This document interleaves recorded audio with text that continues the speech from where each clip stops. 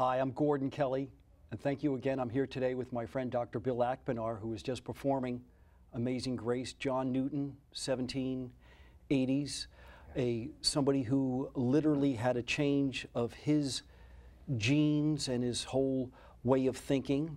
Today we're going to be discussing 7 priceless prescriptions for health and anti-aging. How are you today, Dr. Bill? I'm great. How are your genes? What kind of genes you got? You got new genes, old genes, bad genes? What kind of genes you got? Excuse me, Gordon? How are your genes? My genes? How are your genes today? I think they're okay. I'm not sure. I mean, what kind of genes are we referring to? Are you talking about epigenetic genes? Oh, those genes. You mean the human genes? Oh, the human genes. Oh, not those the blue genes. Well, I was wondering where that was going. Actually, me too. The genes are pretty good. I did some qigong this morning. I engaged in some sweat therapy and sauna. Ate well. Came here. Positive thoughts, imparting our wisdom, sharing some wonderful life-enhancing wisdom with people. So the genes are feeling pretty good.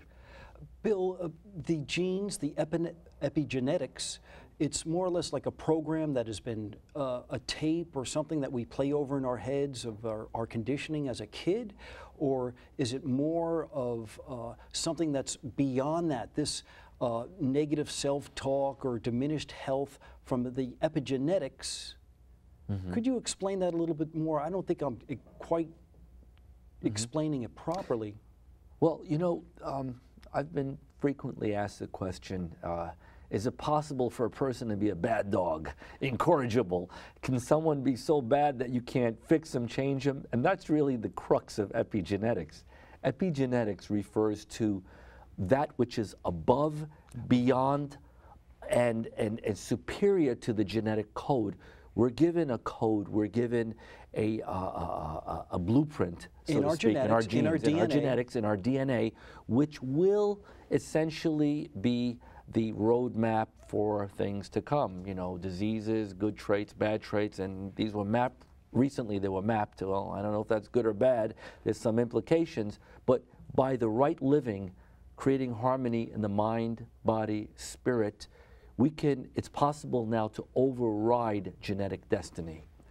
And you're talking about the mind, the spirit, and the body, the connection with an epigenetic change. Obviously, that would be in our physical mind, and our emotions, our stress, our pollutants, our environment can also have an effect on those genes? Absolutely, absolutely. All of these factors. See, Gordon, there's mental pollution, you know, bad thoughts, bad ideas, bad intention, spiritual pollution. You know, we could be polluted by those around us or wrong or not sound spiritual beliefs. Physically, of course, that's you know, that's a given in our environment. But when you talk about a dis-ease, the word dis-ease, but there's a huge problem today. You and I were talking earlier about many of our friends. We're seeing early onset dementia. Yes. And is there a correlation with this epigenetics, the environment, the poor diet, the genetics predisposition to dementia? Why is there this sudden explosion? Many reasons, Gordon. Poor lifestyle, of course, head trauma as children, bad living, and just a decomposition of the body, poor breathing, not detoxifying, many factors, and we're seeing a rise in dementia rates which are like unbelievable, and they're predicting that I believe by the year 2050 that there might be 50, 60, 70 million people worldwide with dementia. It's frightening, staggering. Bill, in the 7 prescriptions for with ageless living, you said something interesting about not breathing properly. One of the chapters discuss breathing like a monk, breathing like a, and I know that you're flooding that body with oxygen, with deep, way down deep in your lungs. One time you came over to me down at Memorial Field in Douglaston, and with the little qigong, it's the martial Chinese ancient martial arts of deep breathing and breathing out deep from the lungs, a purging of negative and bad thoughts. Yes, Bill? Yes. I teach qigong, tai chi, and kung fu, and I've been involved in martial arts my whole life. And breath is really at the core of many of these practices. In fact, the ancients, if you look at the Kabbalah, the breath is called, the spirit is called nefesh. Nefesh is also breath, and you have this in the Ottoman Empire. It was called nefesh, nefes. In the Greek cultures, they called it pneuma. So all of these pneumonia. All of these words describe a physical practice, but also one that links to the spiritual, because spiritual enlightenment, spiritual growth can be attained by utilizing and taking advantage of the science of breath. In an unnatural environment, we're under stress or something, perhaps, I hate to say we're being attacked, we'll have really short, repetitive breaths. But what about this idea of breathe like a baby? Yeah, you could breathe. One of the best ways to learn how to breathe is just watch a baby breathe. A baby's breathing is mostly diaphragmatic. As we get older and the stresses of life catch up with us, we breathe more from an intercostal mechanism, where the intercostal muscles around the rib cage are more active, and we're not utilizing the diaphragmatic, meaning like the breath being brought down into the abdominal cavity and massaging the inner organs, massaging the colon, massaging the abdominal, the digestive organs. And breath is such an important component of health that most people just don't know how to breathe. I mean, if you look at the positives, you're bringing in oxygen into the body. What does oxygen do? Microorganisms hate oxygen. Virus, bacteria, fungi, cancer cells hate oxygen. You're creating an environment where you're helping rid the body of these microorganisms of disease.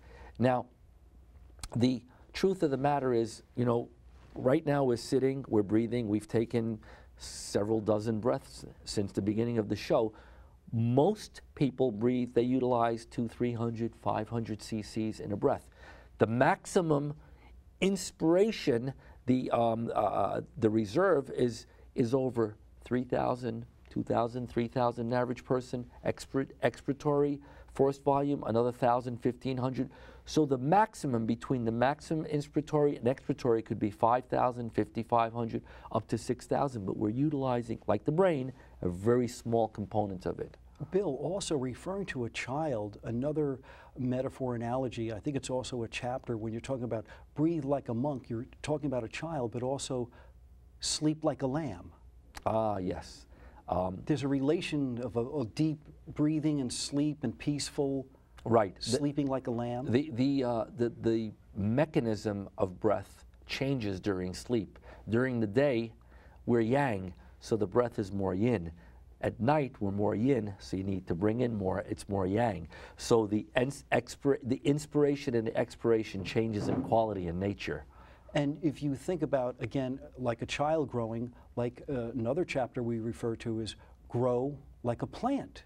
Yes. And you talk about the breathing, sleeping like a lamb, deep breathing, grow like a plant. Yes, growth is very important. That is one of the chapters in the book. Indeed, we need growth on all levels. What happens to a plant when it stops growing? It dies. It dies. And there's an expression, never go to a doctor's office whose plants died, because that tells you something about the energy in the office. Wow. So now, if you look at the process of life, of just life on earth, not just human life, things need to grow. For us, we need to grow spiritually, mentally, physically, emotionally. All of these processes help us maintain and grow our vitality. And in anti-aging, isn't it true that many of us stop growing after we finish school, or we're in our early or mid-20s, that suddenly we stop growing and we get into certain ruts? And this growing that you're saying, like the plants, grow like a plant?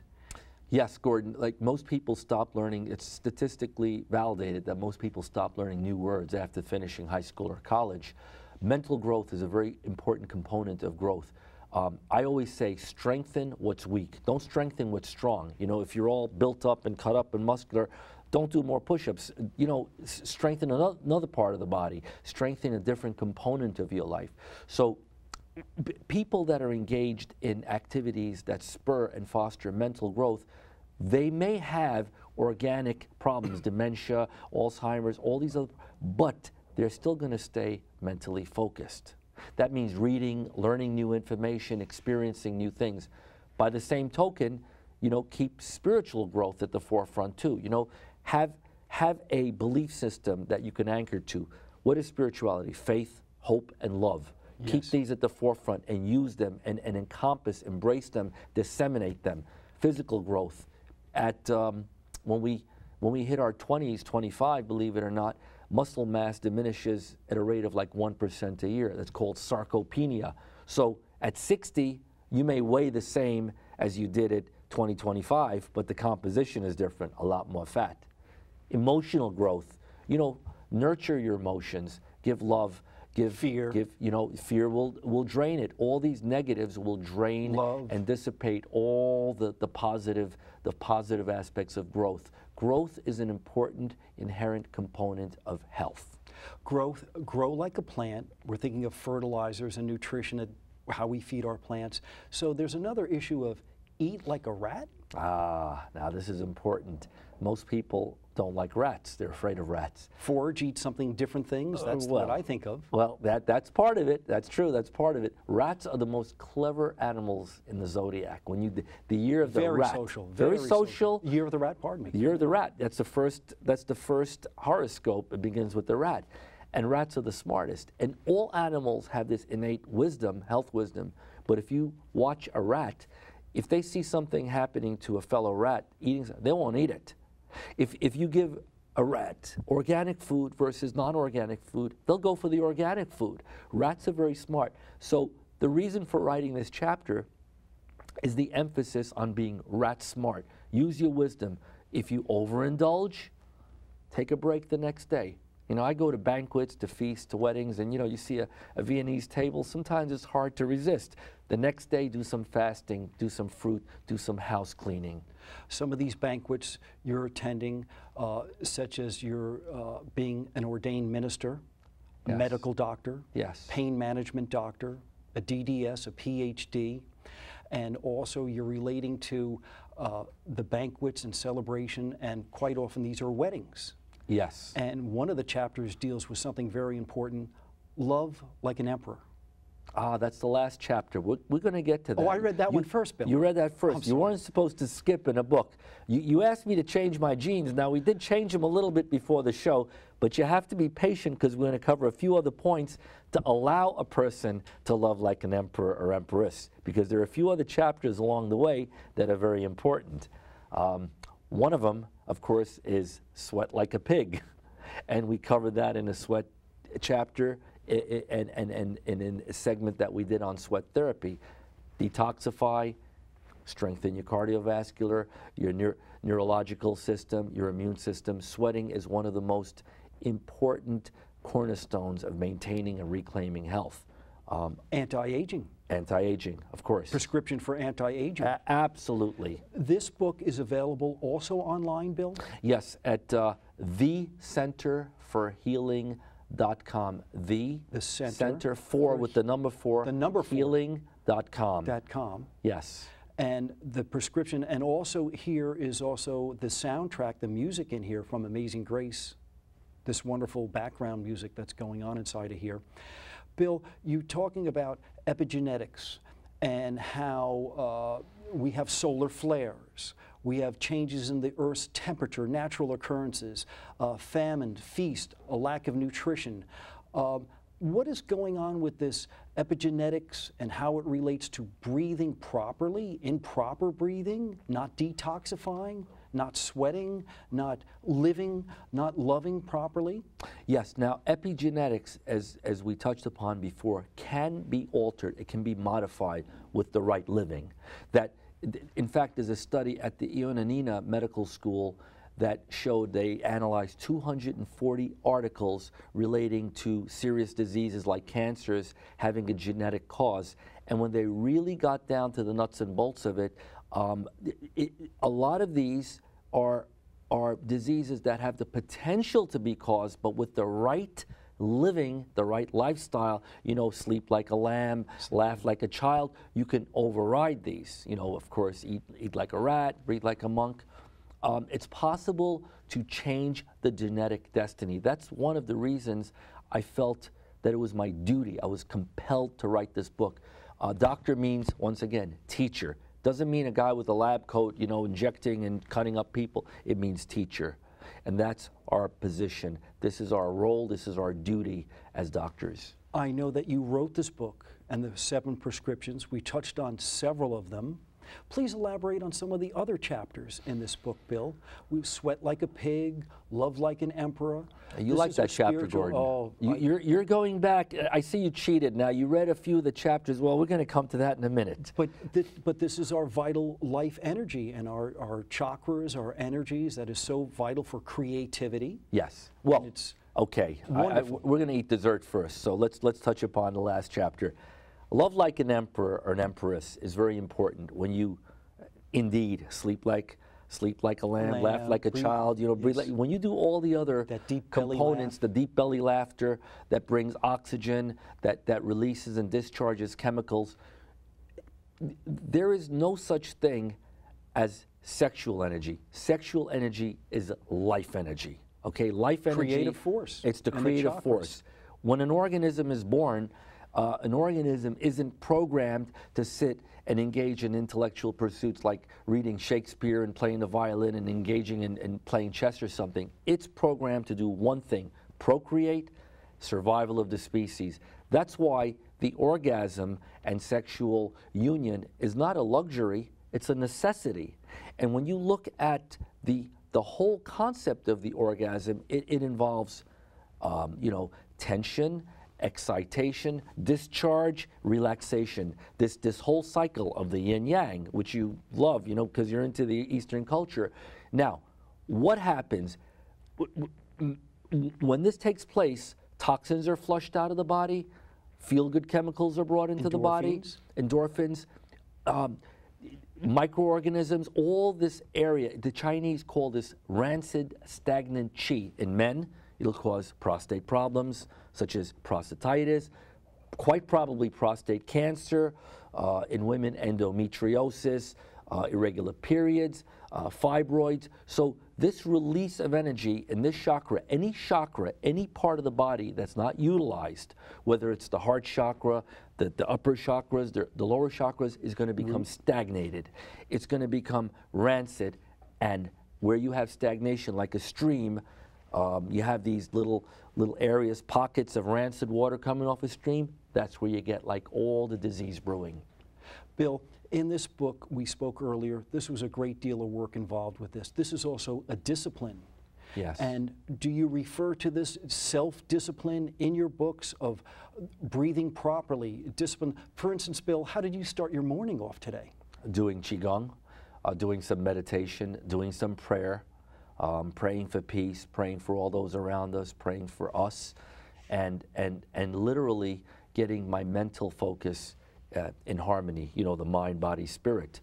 It's very important. And that took place after a decent night's sleep, and that's another thing that we should touch upon. Sleep is very important. Sleeping like a lamb. Sleeping like Does a lamb. that also repair your genes and your epigenetics? Yes. Sleep is such an important component of health.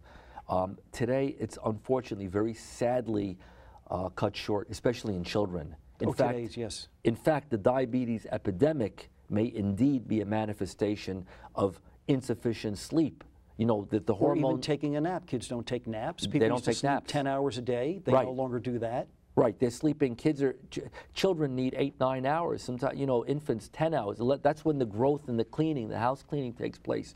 You have kids chronically deprived of sleep. You have people driving without sleeping. You have a lot of accidents. You have medical residents. When I was in a residency, I've seen horrendous errors, and there's a lot of statistics now that residents kept awake for 30, 40 weeks. Sometimes we had 50-hour shifts. How can you function like that? The brain needs sleep to clean out the toxic byproducts, muramyl peptide, all the breakdown products of the neurotransmitters. It's very important.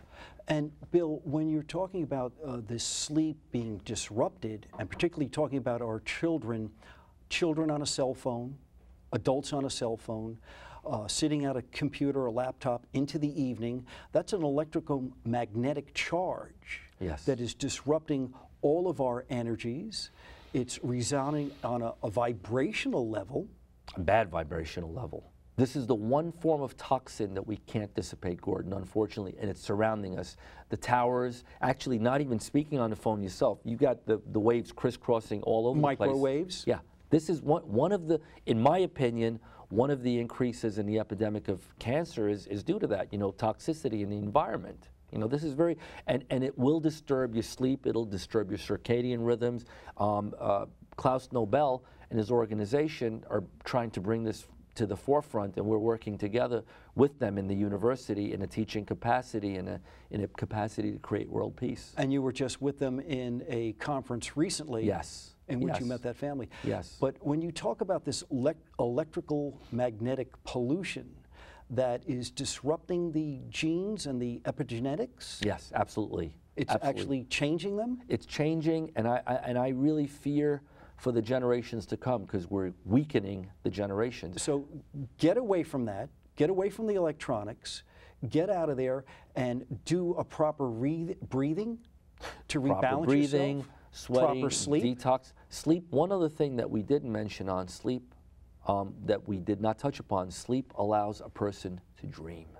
This is perhaps one of the most important components because we can't, like in a grow like a plant, we can't grow beyond grief, beyond pain, beyond suffering unless we confront it and deal with it. One of the ways to do it is in our sleep. The mind gives us symbols. It gives us, we resolve issues in our sleep. I know that we symbols and also resolve a lot of issues and conflicts. We work things out. Sure, in the subconscious. Bill, did we touch on all 7 of the priceless principles? Because Laughter. One of the most important components. The Buddha? Like the Buddha. Like the Buddha. They say a laughter a day keeps the doctor away. A deep belly laugh. Deep belly laugh, which allows you to oxygenate, which allows you to release chemicals, beautiful chemicals. It allows you to be in the present, not with the guilt of the past, not with the anxiety of the future, but in the present, in the now. And many studies have been done with people who don't laugh, angry people, and versus a control group. The angry, hostile, non-laughing group had an amazing increase in the level of cardiovascular disease and other life-threatening diseases. So laughter is very, very important. You said something about the anger. This is a disease. People that have an anger, an emotional, they have a lack of a coping skill. Yes. And one of the things that you're teaching in this book with the 7 priceless prescriptions for priceless for anti-aging is how we cope on a daily basis. This isn't a solutions or answers, a guidebook on solutions on how we cope with our daily emotional stressors. We spoke about sleep, sweating, making love, love making, the joy, love like an empress. Yes, emperor, empress. An empress. I'm trying to get to this idea that, Bill, what would be the cost of all these that you're talking? What does it cost to breathe properly? Free. What does it cost to sleep properly? Free. What does it cost to make love properly? Free. And sweat like a pig? Sauna, or get into a bathtub, get into a hot shower. Bill, so these priceless prescriptions, the 7 of them, did we touch on everything that you'd like to talk about there? We pretty much did, Gordon. We didn't elaborate on the heat and sweat therapy because we did a complete program on that. But the reason they're priceless is that they're so precious that you can't put a price on them. But they're also priceless because you don't have to pay for them. The best things in life are indeed free. So, you take advantage of the wisdom. This is innate. I didn't create this wisdom. I've compiled it. The universe, the divine, God has put this in our path, in our mind, and has given us the experience to take advantage of this wisdom, and it's our duty to disseminate it, to give it to our people, our viewers, our patients, our family. We spoke about resolving conflicts in sleep. Recently, a friend was having a problem in Europe, and the doctor there recommended they take 2 weeks off and go walk through the mountains.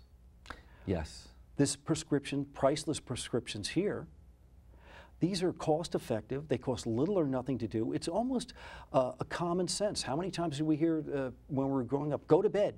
Yeah. You need your sleep. Yeah. You need your rest. What is going on with this dis-ease, with the electronics? Everything is, you know, this garbage, eating like a rat. Yeah. Well, or Gordon, calorie intake. See, that's a very important component of health. Rest. You need rest to rebuild the body, to recharge the batteries. Sometimes just taking time off to rebuild is a vital component of regaining health. If you don't do it, the universe will force you to do it at some point. That's what happens. Bill, any final thoughts before we wrap this up? Right. I'm going to tell you to change your genes, Gordon. Change because my genes. I've changed mine. So during this time right now, this positive talk and interaction, has this changed something in our bodies right now? Absolutely. I feel that just having an optimistic attitude, sharing this, engaging in positive activities helps us grow, helps us stay focused, calm, and is a very good thing for health. This has been a conversation with my friend Dr. Bill Akpinar. Thank you again for being here, Bill. And this is a conversation with Dr. Bill Akpinar on 7 priceless prescriptions for health and anti-aging.